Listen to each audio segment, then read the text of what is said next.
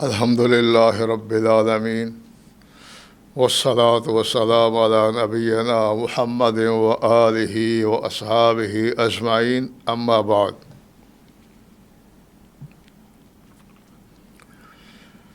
سیدنا عمر بن خطاب رضی اللہ تعالیٰ عنہ سے ایک روایت ہے، ایک شخص تھا، اس کا نام تھا عبداللہ، یلقب حماراً، اور اس کا لقب تھا حمار، جیسے اصل نام کوئی اور ہوتا ہے اور اس کے لقب سے اس کو پکارا جاتا ہے، تو اس شخص کا بھی لقب جو تھا معروف تھا وہ تھا حمار۔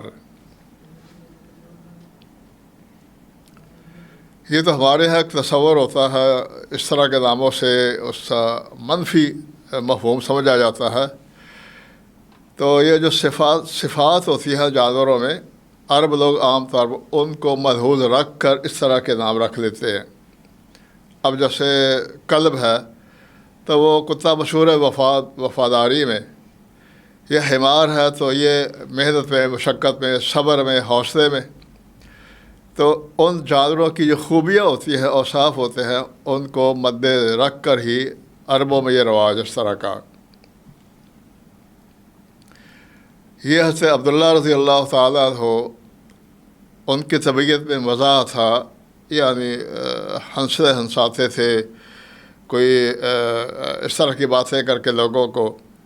کان یضحک النبی صلی اللہ علیہ وسلم، تو حضرت عمر فاروق کہتے ہیں رضی اللہ تعالیٰ عنہ کہ ان کا یہ مزاج تھا، تو اس طرح کی باتیں کر کے اللہ کے رسول کو بھی وہ ہنساتے تھے، مزاح تھا ان کی طبیعت میں۔ وکان النبی صلی اللہ علیہ وسلم قد جالدہ فی الشراب،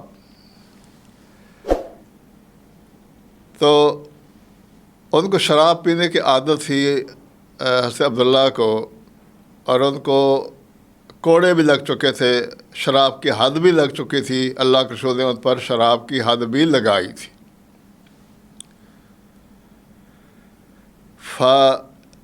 ایک دن ان کو لایا گیا، فامر بہ فجلد، تو بار بار شکایت تھی، پہلی بار حد لگی ہوگی، پھر دوسری بار پھر شکایت آ گئی ہوگی، یا تیسری بار،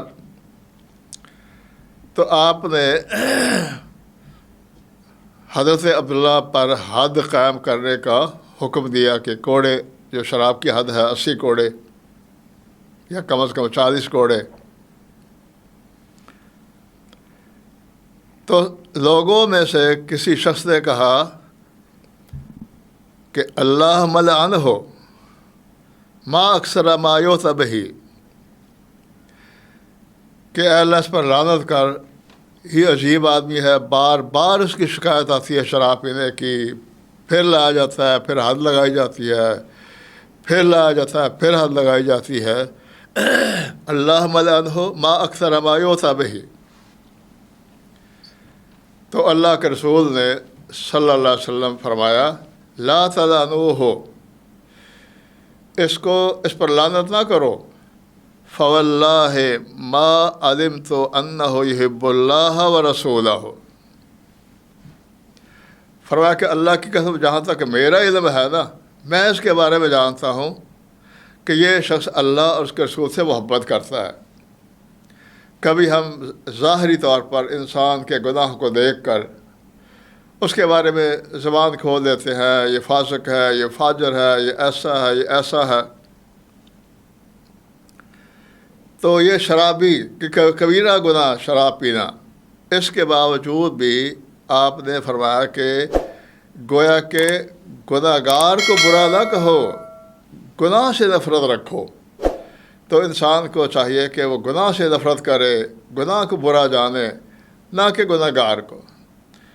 تو ہو سکتا ہے کہ اس شخص کی نام اعمال میں کوئی اور ایسی نیکی ہو جو اللہ اور اس کے رسول کو پسند آ جائے۔ تو صحیح بخاری کی یہ روایت ہے۔ تو گویا کہ اس سے ہمیں ایک سبق ملتا ہے کہ ہم گناہ گار سے نفرت نہ کریں، بلکہ اس کے عمل سے، اس کے گناہ سے نفرت کریں۔ اور اسی طرح ایک شخص جو ہے اس طرح اپنے آپ کو سمجھے کہ میں اس کے مقابلے میں بڑا اچھا ہوں، میں متقی ہوں، میں پرہیزگار ہوں، یہ فاسق و فاجر ہے، اور انسان اپنے تقوی پر اس کو گمان اور گھمنڈ ہو جائے، تو اس کے بارے میں بھی اللہ کے رسول نے یہ اس طرح کی رہنمائی فرمائی ہے۔ حضرت جندب بن عبداللہ رضی اللہ تعالی بجلی وہ اللہ کے رسول سے ایک حدیث بیان فرماتے ہیں کہ ایک شخص نے پہلی قوموں کا اللہ کے رسول نے واقعہ بیان کیا۔ دو دوست تھے، ایک نیک اور صالح تھا اور ایک گناہ گار۔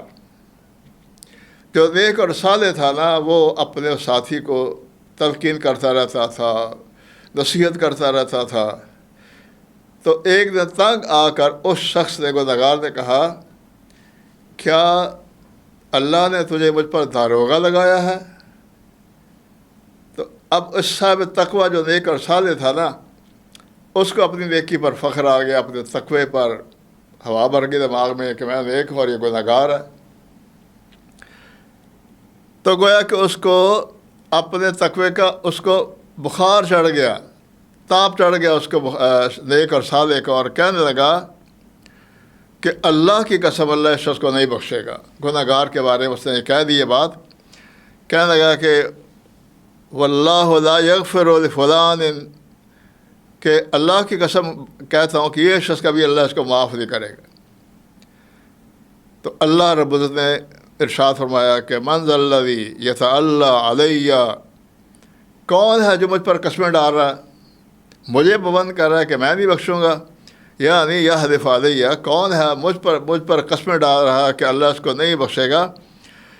تو فرمایا کہ، اور کہہ رہا ہے کہ انی لا اغفر لفلان، فلاں کو اللہ معاف نہیں کرے گا۔ تو اللہ رب العزت جواب میں فرمایا کہ انی قد غفرت لہ، میں نے اس گناہ گار کو معاف کر دیا ہے۔ وَأَحْبَطْتُ عَمَلَهُ، اور دوسرے جو شخص تھا اس کے فرمایا کہ اس کے میں نے سارے اعمال ضائع کر دیا۔ تو انسان اگر نیک اور صالح ہے نا، تو کم از کم اپنی نیکی پر اتنا اس کو اترانا نہیں چاہیے کہ دوسرے گناہ گار کو اپنے سے گھٹیا اور کمتر سمجھے، اور سمجھے کہ میں زیادہ متقی اور پرہیزگار ہوں۔ تو ان دونوں حدیثوں سے یہ بات ہمیں سمجھ آتی ہے کہ انسان کتنا بھی گناہ گار ہو، اس کے گناہ سے نفرت کرے، اس کے عمل کو برا جانے، نہ اس کی ذات کو یا اس شخص کو۔ تو کبھی ہمارے اس طرح ہوتا ہے، ہمارے یہاں یہ مزاج اس طرح کا ہے کہ ہم گناہ سے نفرت کے بجائے گناہ گار سے ہی نفرت کرنی شروع کر دیتے ہیں۔